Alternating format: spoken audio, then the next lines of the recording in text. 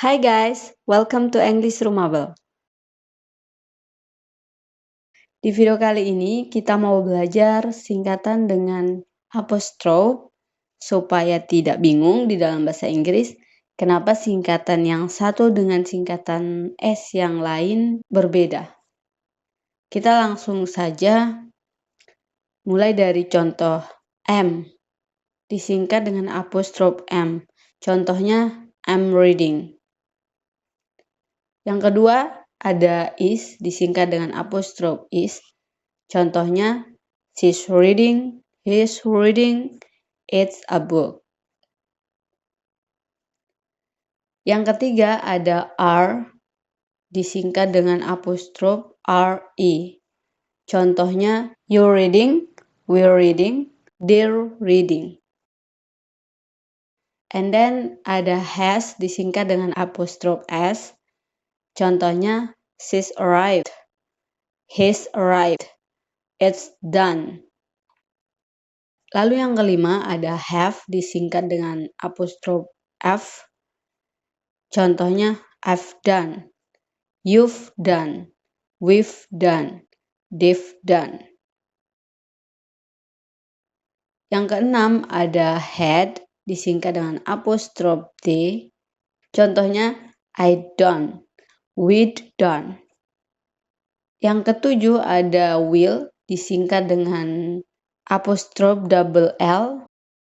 Contohnya I'll read, we'll read, they'll read, she'll read. Yang kedelapan ada would disingkat dengan apostrophe d. Contohnya I'd drink, you'd drink, he'd drink.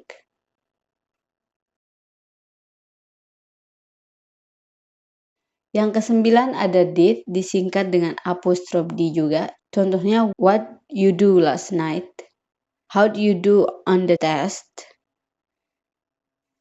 Cara membedakan apostrophe s itu ternyata adalah is atau was dan atau has. Dan kemudian cara membedakan apostrophe d adalah had, would, atau did, baik dalam bentuk tulisan maupun lisan, yaitu sebagai berikut. Kita mulai dari apostrophe s dulu.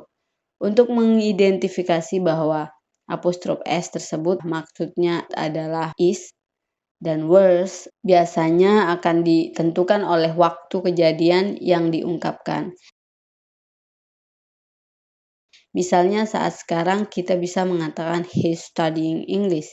Berbeda dengan was, maka akan menjadi he's studying English yesterday. Akan dikasih clue atau time signal bahwa kejadian tersebut adalah past. Dari sana kita tahu bahwa itu adalah was atau is. Sementara untuk has, kita tahu apostrophe s adalah has, pasti diikuti oleh verb 3. Contohnya, he's come to my house. He's bought a new bag. It's 3 pillar. Kemudian, kita lanjut ke apostrophe d. Cara membedakannya yaitu had, would, atau did adalah sebagai berikut.